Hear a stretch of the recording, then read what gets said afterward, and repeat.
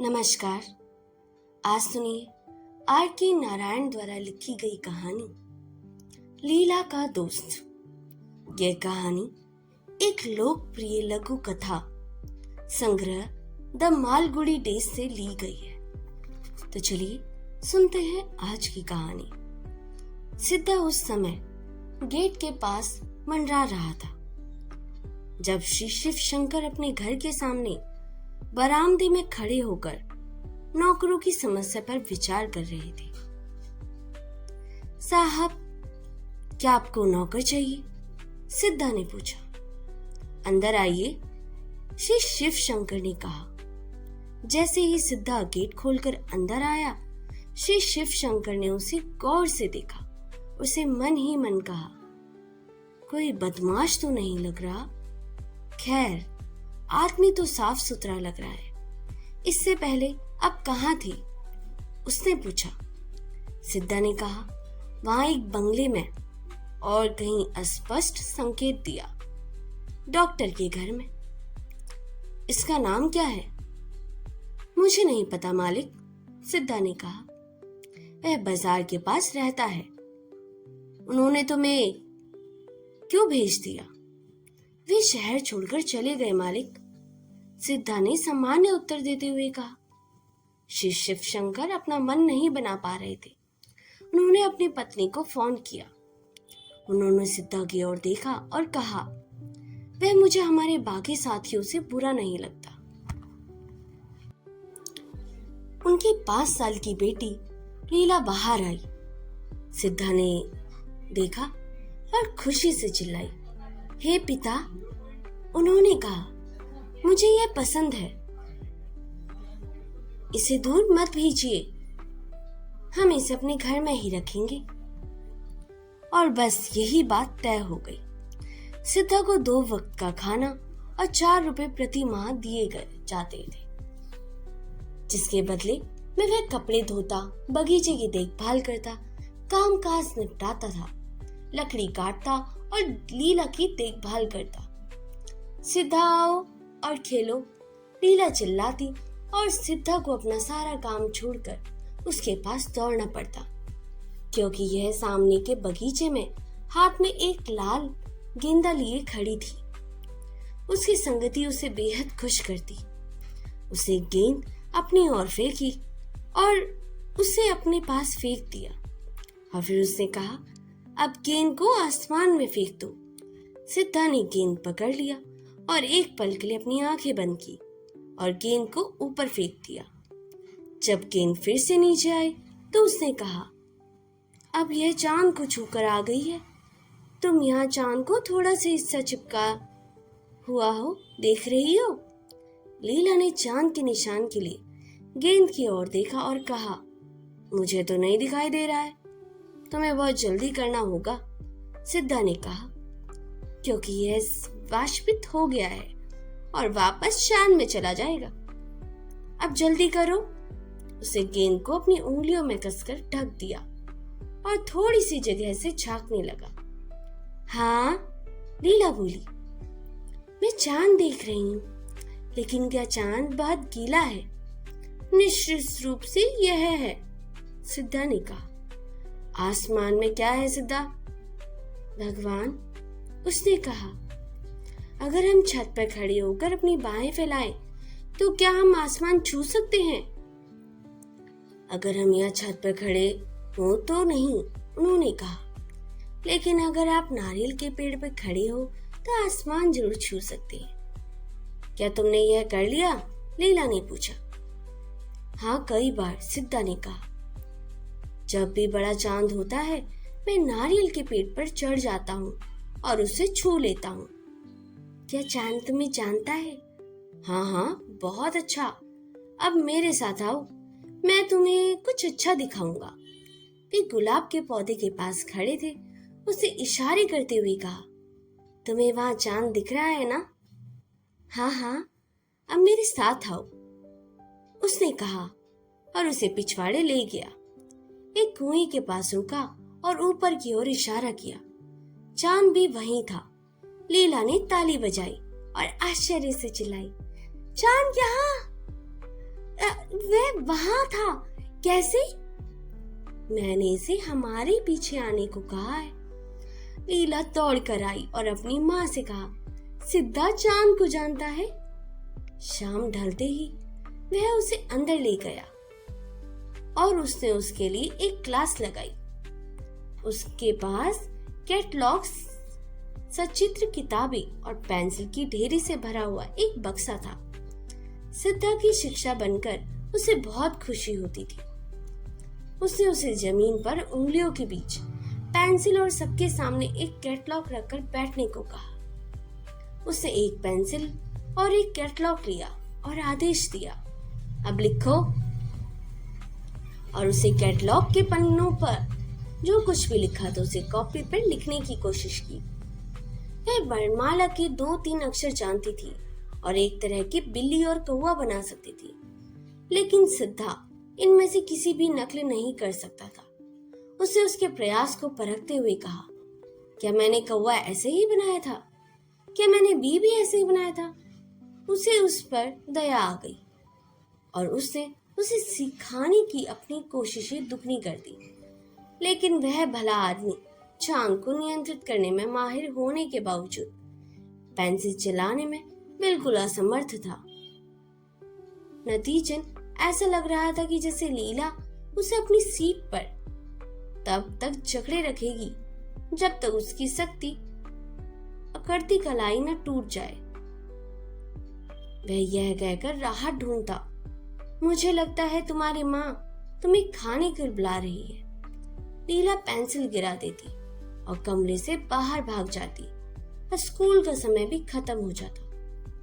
खाने के बाद लीला दौड़कर अपने बिस्तर पर चली आई। सिद्धा को एक कहानी के साथ तैयार रहना था। वह बिस्तर के पास जमीन पर बैठ गया और बेमिसाल कहानियां सुनाने लगा। जंगल के जानवरों की, स्वर्ग के देवताओं की, उन जादूगरों की जो सोने के महल बनाकर उन्हें छोटी राजकुमारियों और उनके पालतू जानवरों से भर देते हैं। दिन ब दिन उसे उससे और भी चिपकती गई। वह जिद करती रही कि वह हमेशा उसके साथ रहे। जब वह बगीचे में काम करता या लकड़ी काटता तो वह उसके साथ रहती, और जब उसे कोई काम होता तो वह उसके साथ ही जाती। एक शाम वह चीनी खरीदने के लिए बाहर गया और लीला भी उसके साथ गई। जब वह घर लौटे तो लीला की माँ ने देखा कि लीला ने जो सोने की चैन पहनी थी वह गायब थी। तुम्हारी चैन कहाँ है? लीला ने अपनी कमीज में झांका, ढूंढा और बोला, मुझे नहीं पता। उसकी माँ ने उसे एक थप्पड़ मारा और कहा, कितनी बार कहा है इसे उतार कर डब्बे में रख दे।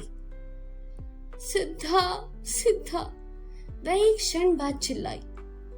जैसे ही सिद्धा अंदर आया, लीला की माँ ने उस पर एक नजर डाली और सोचा कि वह आदमी पहले से ही अजीब लग रहा है। उसने उसे जंजीर के बारे में पूछा। उसका गला सूख गया, उसकी पलकें झपक की और जवाब दिया कि उसे नहीं पता। उसे पुलिस का जिक्र किया और उस पर चिल्लाई। उसे एक क्षण के लिए रसोई में वापस जाना पड़ा क्योंकि उसने ओवन में कुछ छोड़ दिया था। लीला उसके पीछे पीछे गई और बोली, मुझे थोड़ी चीनी दो माँ, मुझे भूख लग रही है। जब वे फिर से बाहर आए तो पुकारा, सिद्धा, सिद्धा। कोई जवाब नहीं आया। सिद्धा रात में गायब हो गया था। श्री शिवशंकर 1 घंटे बाद घर आए। इस सब से बहुत उत्तेजित हो गए। पुलिस स्टेशन गए और शिकायत दर्ज कराई। खाना खाने के बाद लीला सोने गई थी। जब वह सिद्धा आकर मुझे कहानियां नहीं सुनाता, मुझे नींद नहीं आएगी। माँ, तुम मुझे पसंद नहीं। तुम हमेशा सिद्धा को गालियां देती रहती हो और परेशान करती हो। तुम इतनी रूखी क्यों हो माँ? लेकिन उसने अपनी आपकी चैन छीन ली है। उसे जाने दो, कोई बात नहीं। मुझे एक कहानी सुनाओ। सो जाओ, सो जाओ। माँ ने उसे अपनी गोद में लिटाने की कोशिश करते हुए कहा। माँ, मुझे कोई कहानी सुनाओ, लीला बोली। उसकी माँ ने के लिए अब कोई कहानी सोचना बिल्कुल नामुमकिन था। उसका मन विचलित था। सिद्धा के ख्याल से वह घबरा गई। घर की पूरी जानकारी रखने वाला यह आदमी रात में आकर लूटपाट कर सकता है। यह सोचकर वह सिहर उठी कि इतने दिनों से वह किसी दुष्ट को पाल रही थी। भगवान की मेहरबानी थी कि उसे जंजीर के लिए बच्चे को नहीं मारा। सो जाओ लीला, सो जाओ, उसे फुसफुलाया। क्या तुम हाथी की कहानी नहीं सुना सकती? लीला ने पूछा। नहीं, लीला ने तिरस्कार भरी आवाज निकाली और पूछा। माँ, सिद्धा हमारी कुर्सी पर क्यों नहीं बैठेगा? माँ ने सवाल का जवाब नहीं दिया।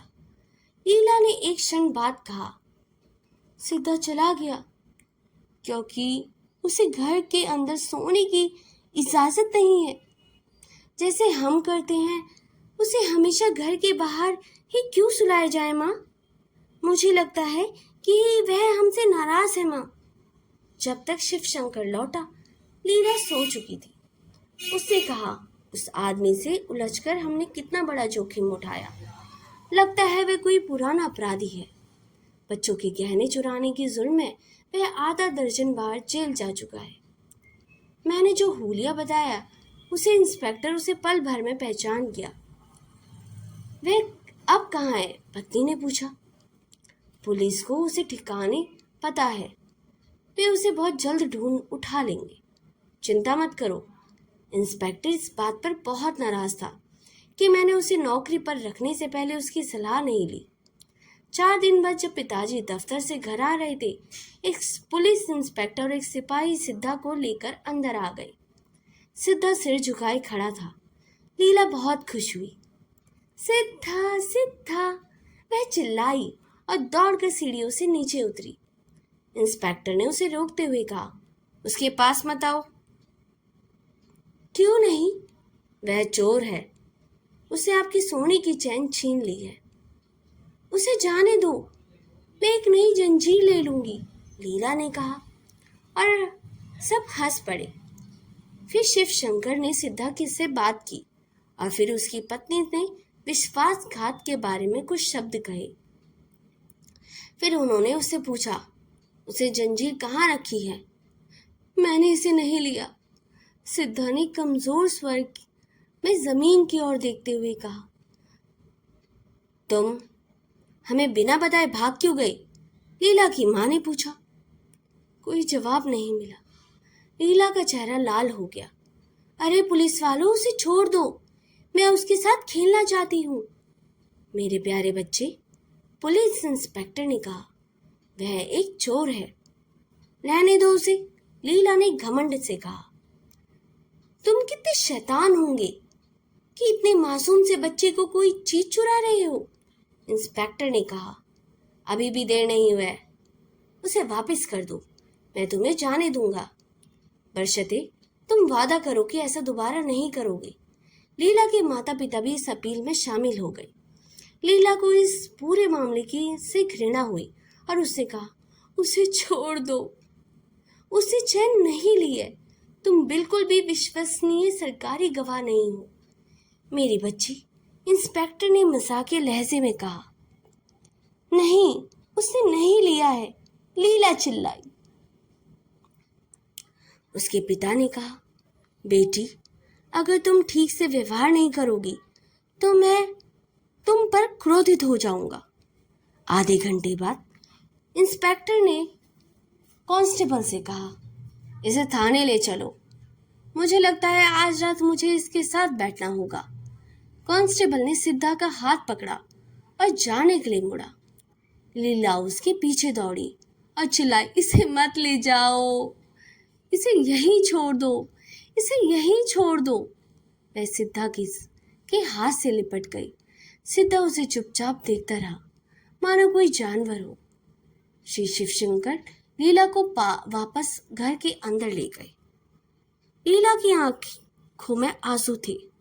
हर दिन जब भी वे शिव शंकर के घर आते तो उसकी पत्नी उनसे पूछती, रत्ने के बारे में कोई खबर है?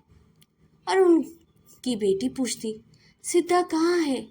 शिव शंकर ने कहा, वे अभी भी उस लॉकअप में बंद रखे हैं। हालांकि वह बहुत जिद्दी है और रत्न के बारे में कुछ नहीं कहेगा। वाह, वह कितना असभ्य आदमी होगा, उसकी पत्नी ने कांपते हुए कहा। ओह, ये लोग जो 1-2 बार जेल जा चुके हैं, उनका सारा डर खत्म हो गया है। कोई भी चीज उन्हें कबूलने के लिए मजबूर नहीं करती। कुछ दिनों बाद रसोई में इमली के बर्तन में हाथ डालकर लीला की मां ने चेन उठा ली और वह उसे नल के पास ले गई और उस पर लगी इमली की परत धो दी। वह निश्चित रूप से लीला की ही चेन थी। जब उसे दिखाया गया तो लीला बोली, ये लो, मैं ये चैन पहनना चाहती हूँ। ये इमली के बर्तन में कैसे आया? माँ ने पूछा। किसी तरह लीला ने उत्तर दिया। क्या तुमने इसे डाला है? माँ ने पूछा। हाँ। कब? बहुत पहले, दूसरे दिन। तुमने पहले क्यों नहीं कहा? मुझे नहीं मालूम, लीला ने कहा। जब पिताजी घर आए तो उन्हें बताया गया तो उन्होंने कहा, बच्ची को अब से कोई जंजीर नहीं रखनी चाहिए। क्या मैंने आपको नहीं बताया कि मैंने उसे 1-2 बार हाथ में जंजीर लिए देखा था? जरूर उसने उसे कभी बर्तन में गिरा दिया होगा और उसकी वजह से ये सब परेशानी हो रही है, सिद्धा ने कहा। माँ ने पूछा। कल मैं इंस्पेक्टर को बता दूंगा। किसी भी हालत में हम उसके जैसे अपराधी को घर में नहीं रख सकते थे। यह स्टोरी यहीं पर समाप्त होती है। यह कहानी में एक छोटे बच्चे की मासूमियत और एक नौकर के धोखे का वर्णन किया गया है। कहानी में लीला एक छोटी सी बच्ची है जिसका दोस्त उसका नौकर सिद्धू है। सिद्धू लीला को बहुत प्यार करता है, लेकिन एक दिन वह चोरी करता है और पकड़े जाने के डर से घर से भाग जाता है। लीला अपने दोस्त को बहुत याद करती है और उसे ढूंढने की कोशिश भी करती है। फिर लीला उसे माफ़ भी कर देती है और उसे वापस स्वीकार कर लेती है। अगर आपको ये स्टोरी अच्छी लगी हो तो इसे लाइक, सब्सक्राइब और शेयर करना ना भूलिएगा। मिलते हैं अगली कहानी में। तब तक के लिए धन्यवाद।